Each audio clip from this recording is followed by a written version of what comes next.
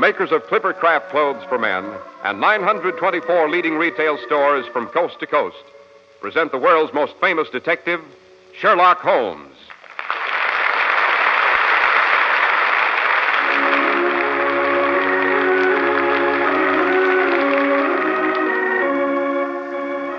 Our stories are based upon the character of Sherlock Holmes created by Sir Arthur Conan Doyle, and the dramatizations are by Edith Meiser.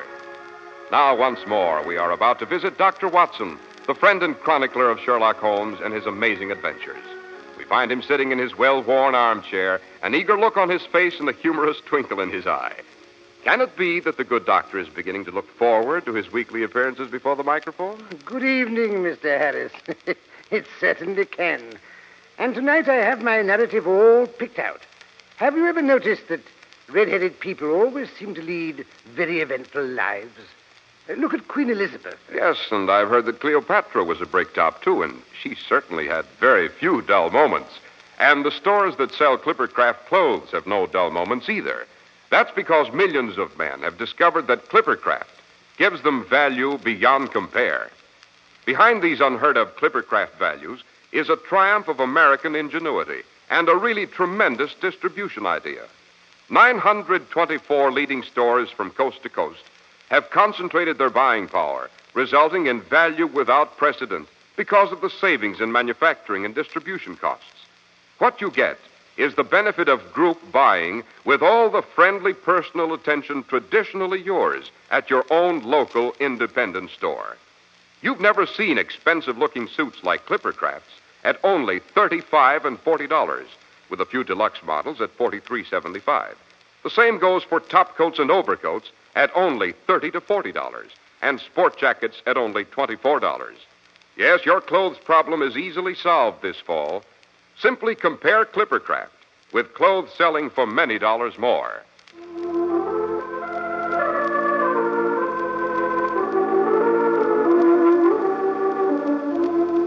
And now, Dr. Watson, shall we get back to our story? Yes, indeed.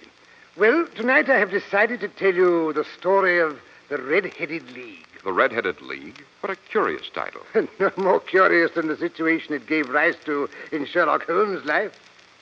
One day, it was during the autumn of the year 1890, I burst in upon my friend to find him deep in conversation with a stout, florid-faced gentleman with the fiercest red hair it has ever been my privilege to observe. I was about to withdraw when Holmes pulled me abruptly into the room and closed the door behind me.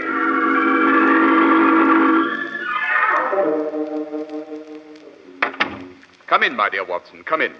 You couldn't possibly have come at a better time. But, Holmes, I was afraid you were engaged. So I am, my dear fellow. Allow me, Mr. Wilson. This is my friend and helper, Dr. Watson. Well, how do you do, sir? Oh, how do you do? Sit down, Watson, sit down. I know that you share my love of the bizarre, although you've never agreed that for the strangest effects and most extraordinary combinations, we must go to life itself. Well, you know, Mr. Jabez Wilson here has just started a narrative which promises to be one of the most singular I've listened to for some time. Dear me. Now, my dear Mr. Wilson, perhaps you would have the great kindness to recommence your story. Certainly, Mr. Holmes. As soon as I can find that newspaper clipping, now where'd I put it? I could have sworn it was in my waistcoat. Watson, while we're waiting for Mr. Wilson to find his missing newspaper advertisement, suppose you tell me what you deduce from his appearance. Well, really, you know. Well, let me see. I would say he was middle-aged, if you don't mind my saying. And, well, he has red hair. Oh, obvious, Watson. Too obvious. I will come to your assistance. He has at some time done manual labor. He's a Freemason, has been in China, and has done a considerable amount of writing lately. Well, Mr. Holmes, you fair give me the creeps. Are you one of these mind readers? No, indeed. Then how in the name of good fortune did you know all that about me? About the manual labor, for example. It's as true as gospel.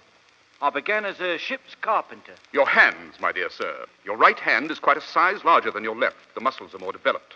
As for the Freemasonry, you wear a square and compass tie-pin. I see that. But the writing, how about that? What else can be indicated by that right cuff, so very shiny, and the left sleeve with a smooth patch near the elbow where you rest it on the desk? Well, about China. The fish that you've had tattooed immediately above your right wrist could only have been done in China. That trick of staining the fish's scales a delicate pink is quite peculiar to China. And when, in addition, I see a Chinese coin hanging from your watch chain, the matter becomes even more simple. Well, I never. At first I thought you'd done something clever. But now I see there's nothing to it after all. I begin to think, Watson, that I make a mistake in explaining. Omne ignotum pro magnifico, you know. Oh, yes, of course. What reputation I may have will suffer shipwreck if I'm so candid. Have you found the advertisement, Mr. Wilson? Yes, I've got it now. It was in my watch pocket.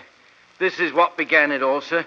You just read it for yourself. Watson, suppose you do that for us. Yes, with pleasure. First, make a note of the paper and the date. It's the Morning Chronicle of July the 27th, 1890. It's just 2 months ago. Very well, proceed with the advertisement. It begins to the Red-Headed League. On account of the bequest of the late Ezekiel Hopkins, there is now another vacancy open which entitles a member of the League to a salary of £4 a week for purely nominal services. All red-headed men above the age of 21 years are eligible. That's very odd. Apply in person on Monday at 11 o'clock to Duncan Ross at the offices of the League, 7 Pope's Court, Fleet Street. Dear me, Holmes, what on earth does this mean? I think I promised you that this case was bizarre. Now, Mr. Wilson, if you'll continue with your story. Well, it's just about as I was telling you, Mr. Holmes. I have a small pawnbroker's shop at Coburg Square. Of late years, the business has been pretty bad. I used to be able to keep 2 assistants, but now I only keep 1. I'd have a job to pay him, only he's willing to come for half wages so as to learn the business. Obliging youth. What's his name? Vincent Spaulding. And I couldn't want a smarter assistant, Mr. Holmes. Oh, I know he could easily earn twice what I'm able to give him. But, well, as I say, if he's satisfied, who am I to go putting ideas into his head? Yeah. Your assistant seems to be as remarkable as your advertisement. He only has one fault, Mr. Holmes. Photography. Snapping away with his camera, then diving down into the cellar like a rabbit into its hole to develop his pictures. An amateur photographer, eh? He's still with you, I suppose. Oh, yes, sir. An observing young fellow he is. He was the one that brought this advertisement to my notice. It was just this day 8 weeks when he rapped on my office door with this very paper in his hand.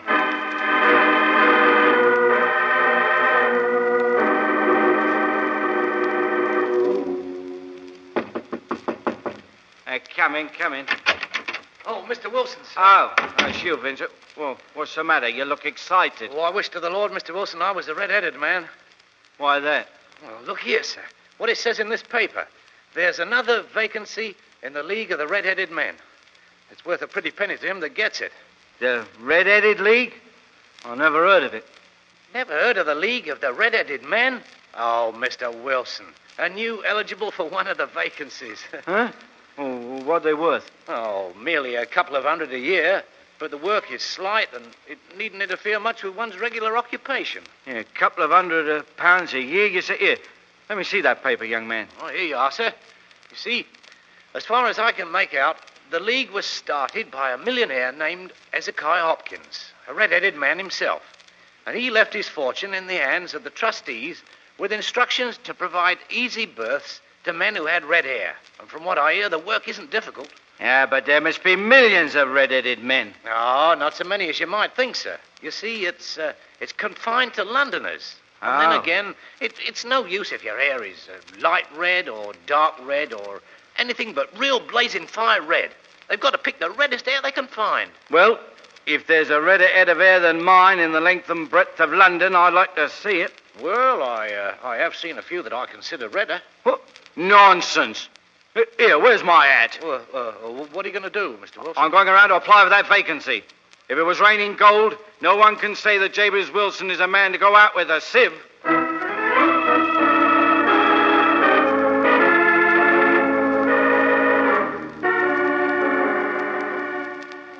And did you get the job, Mr. Wilson? I did that, Mr. Holmes. There wasn't a head of hair that can touch mine for redness, if I do say it myself. There was thousands competing. And what was the work? Oh, purely nominal, like the paper said. And it paid £4 a week, regular as a clock. All I had to do was to sit at a desk in an office at that address there from 10 to 2 and copy out bits from the encyclopedia. Educational as well as remunerative. And how long did this work continue? Oh, about 8 weeks. I was pretty well through the A's, Abbott's, Archery, Architecture, and the like. Then suddenly it came to an end. I went to my work, 10 o'clock as usual. The door was shut and locked, and a card was nailed on the door. What did it say? The Red-Headed League dissolved September 27th, 1890. But I say, Holmes, that's today. This very morning it was, sir. Well, I lost no time trying to find the man that hired me. £4 a week's £4, you know. You say you tried to find the man that rented the office? Yes, sir. I inquired from the renting agent, and he gave me the man's name and said that he'd moved to a new address. You went there, of course. Yes, sir. Well? Well, when I got to that address, it was a manufactory of artificial kneecaps. And no one had ever heard of the Red-Headed League. So then you came straight to me? Yes, sir. I thought it best not to lose any time. Quite right. By the way, Mr. Wilson, this assistant of yours, Mr. Vincent Spaulding, how long had he been with you when he called your attention to the Red-Headed League? Oh, about a month. How did he come? In answer to an advertisement? Was he the only applicant? No, sir. Oh, I had a dozen. Why did you pick him? Because he was handy and would come cheap. At half wages, in fact. What's he like? Small, stout built, very quick in his ways. No hair on his face, though he's not short of 30. And he has a white splash of acid on his forehead. I thought as much. Have you ever noticed that his ears are pierced for earrings? What? Oh, yes. He says the gypsy did it for him when he was a lad. Watson, what day of the week is it? Why, Saturday, of course. Saturday, dear me, so it is. Well, Mr. Wilson, I think I may promise you some startling developments by tonight. In the meantime, Watson, I suggest we drop around sometime this afternoon to view the attractions of Saxe-Coburg Square. Mr. Wilson's exemplary assistant in particular.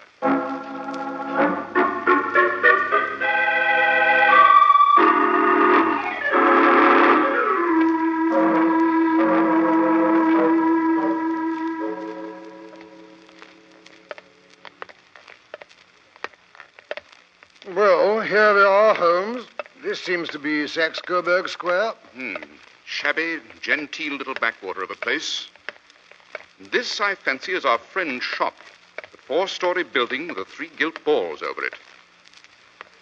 Yes, the square itself seems fairly uninteresting, eh? Yes, very depressing. Let's see what street backs onto it on this side. Come along, Watson. Well, can't see what difference the next street can make to our problem, if it is a problem. Well, the whole thing sounds more like a practical joke to me. A practical joke which costs its perpetrator £4 a week? Nonsense, Watson. No man's sense of humor resides in his pocketbook. Well, this street seems to have more life. It's one of the chief arteries leading to the north and west.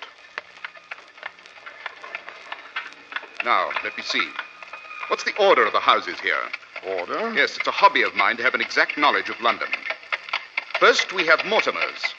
Then the tobacconist, the little newspaper shop, the Coburg branch of the City and Suburban Bank, the vegetarian restaurant, and McFarlane's Carriage Works. Yes, now we can go back to the shop of our friend, Mr. Wilson. Oh, what's the hurry, Holmes? Don't walk so fast. Found out all I want to here. Holmes, you act as if you were taking a memory course. Why should you want to know all the shops on that street? It's just a waste of time. Nothing that exercises the brain is a waste of time, my dear Watson. The trouble with most of us is that our brains have become flabby from lack of proper use. Rubbish. Well, here we are, back again. Why are you thumping on the pavement with your cane, Holmes? If you want to enter the shop, why not knock on the door? Yes, quite so, Watson. I'm afraid my etiquette is a bit faulty lately, so just to please you, I will knock on the door. I see. Someone's coming on the double. Looks like our bright little assistant. Oh, good afternoon, gentlemen. Won't you step in? Thank you. No, I only wish to ask you how to go from here to the Strand. Third right, fourth left. Smart fellow, that, eh, Watson? Oh, I see no signs of a colossal intelligence. Nevertheless, he is, in my judgment, the 4th smartest mind in London. As for daring, I'm not sure that he's not the 3rd. I see nothing so startling about him. The knees of his trousers, Watson. Didn't you notice? Well, what about them? Most enlightening, my dear Watson. Most enlightening. All this is so much balderdash. I just about had enough of it. I'm going to have myself a cup of coffee and some cake. There's an appetizing little bake shop across the way. Very good, Watson. Suppose you meet me back here at 10 tonight. Sharp, mind you. And kindly put your army revolver in your pocket. Oh. This business is serious. More serious even than I expected.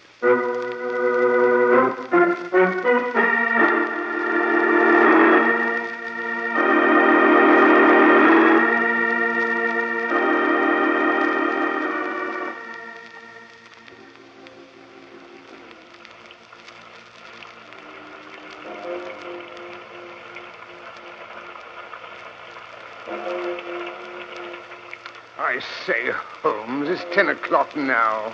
How long do we have to stand here in this confounded rain? I'm soaked to the skin. Until the other member of our party turns up, Watson. Oh.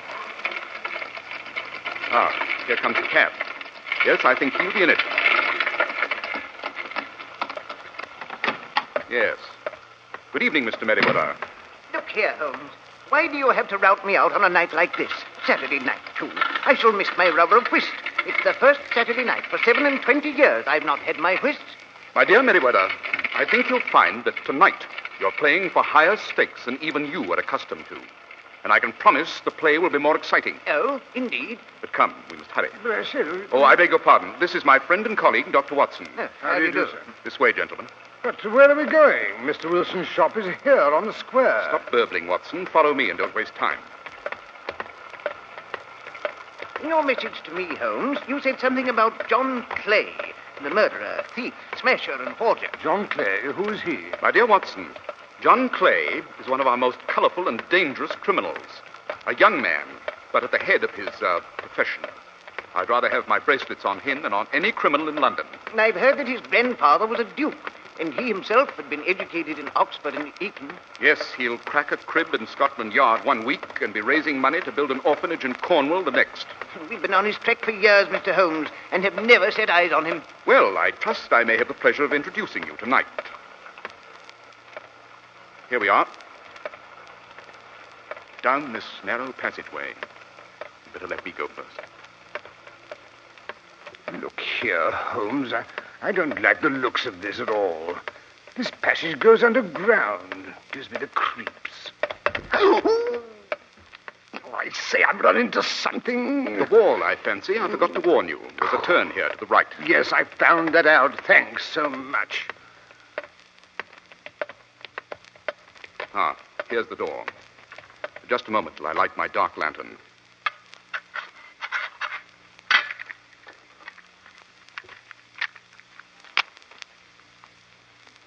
There. Now, Mr. Merriweather, if you'll unlock the door for us. Just a moment till I find my key. Here we are.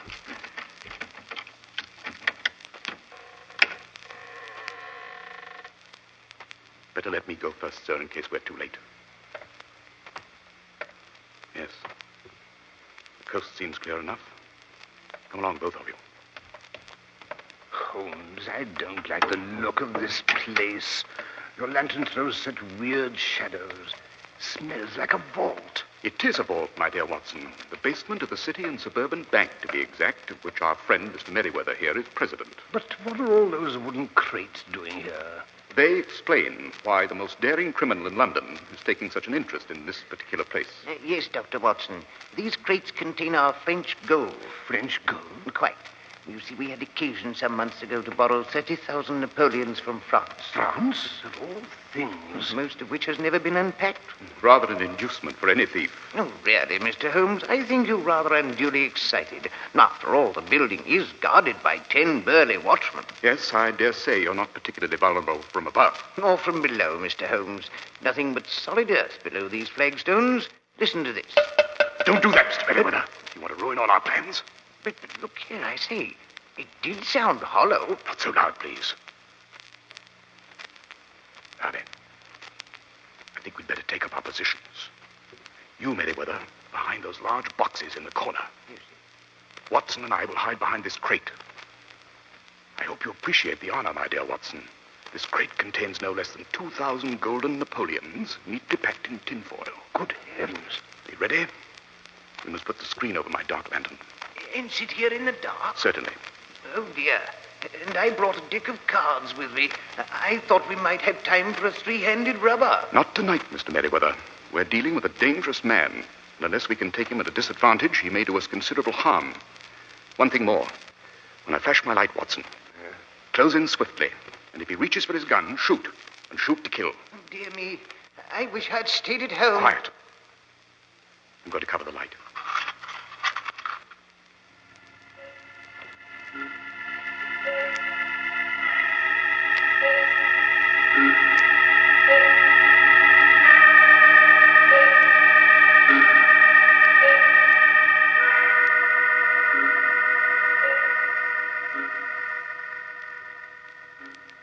I say, Mr. Holmes, are you still there?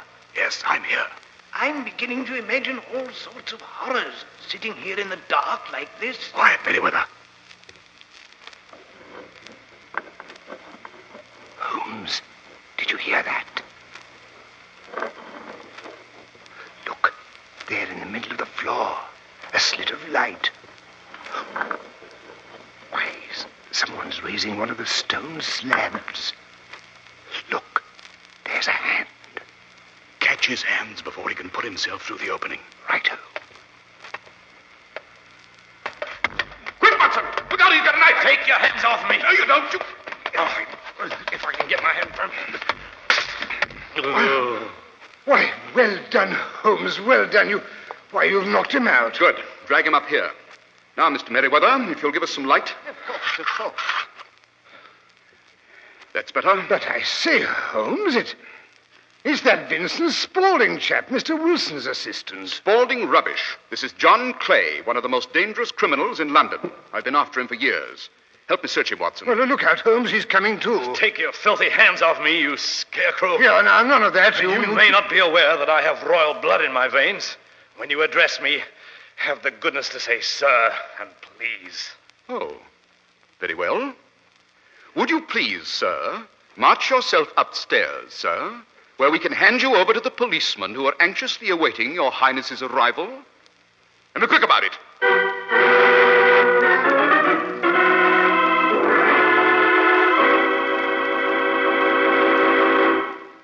Sherlock Holmes solves his problems with simple logic. And that's the kind of thinking behind Clippercraft Clothes. This was the problem. How to make it possible for independent local stores to sell fine clothes for less money than ordinary clothes cost elsewhere. And here's the answer. 924 leading stores from coast to coast concentrated their buying power to bring you the most remarkable values you've ever seen. Now, bear in mind, you get all this at your own favorite local institution, at the store you can really trust. The result is that Clippercraft has maintained its low prices despite the fact that practically everything these days costs more. It's an understatement to say these values are sensational. Clippercraft suits are only $35 and $40, with a few special numbers at $43.75. Top coats and overcoats are only $30 to $40, and sport jackets but $24.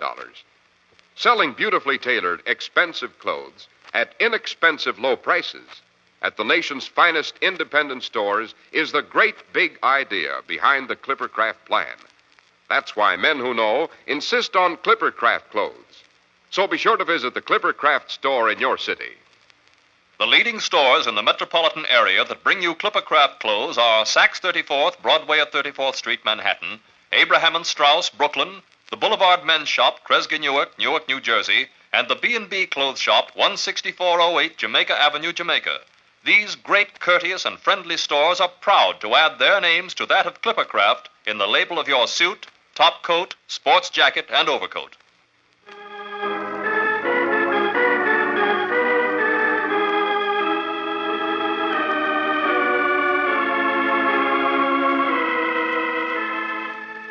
Better have another spot of whiskey, Watson. Oh, thanks. Feels good to get onto dry clothes again after sitting around in that cold cellar for hours. Not so much, Holmes. Do you want to drown me? God bless you, my dear fellow. Thank you. I say, Holmes, when did you first begin to suspect that fellow Spaulding? I mean Clay. When Wilson told me he was anxious to work for half price. Always suspect anyone or anything that comes too cheap. There's sure to be a motive behind it. But how did you guess what the motive was? In this case, I mean. I suspected his fondness for photography and his trick of vanishing into the cellar. The cellar. There was the end of this tangled clue. And why was someone so anxious to have our friend Mr. Wilson kept out of his shop for several hours every day? Activities in the cellar again. By the way, that Red-Headed League hoax is one of the cleverest dodges I've come across in some time. Too clever, in fact. When I heard of it, I knew there was only one man who could have originated it. John Clay. We've had our skirmishes, but this is the first time we've come face to face. So you went around to have a look at the shop? At his trousers, Watson. At the knees of his trousers, to be exact. Oh? You saw how worn and wrinkled they were.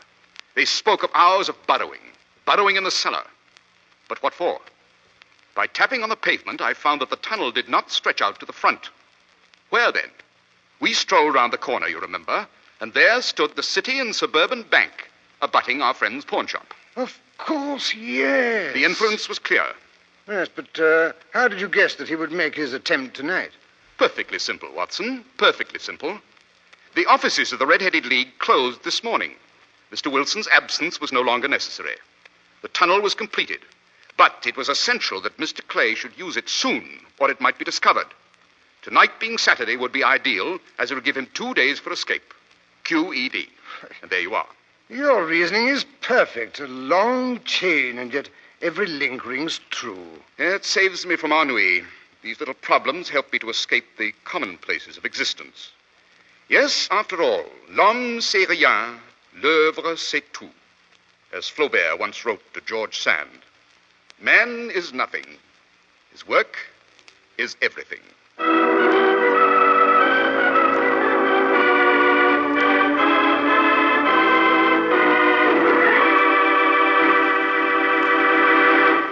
A fascinating story, Dr. Watson. What a thrilling time you must have had during the days you lived with Sherlock Holmes. Well, I can't say I was ever bored. And now, Dr. Watson, how about a hint about next week's story? Oh, next week's story is laid in that colorful, dangerous, and decidedly mysterious section of London known as Limehouse.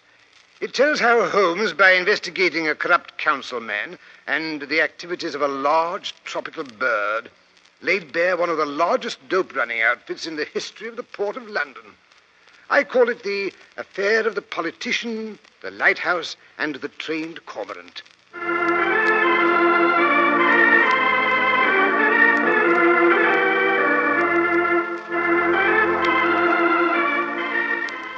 The makers of Clipper Craft Clothes for Men and 924 leading retail stores from coast to coast have brought you another in the new series of broadcasts featuring the world's most famous detective, Sherlock Holmes.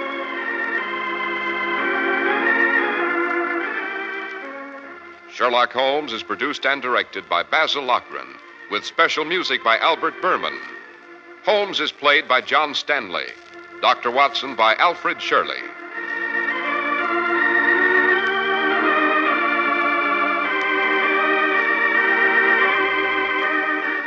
If you don't know your Clipper Craft dealer, write Clipper Craft, 200 Fifth Avenue, New York City. Be sure to listen next week to Sherlock Holmes in the affair of the politician, the lighthouse, and the trained cormorant. If you wish to attend the Sherlock Holmes broadcasts in New York, see your local Clipper Craft dealer, and he'll tell you how to obtain your tickets.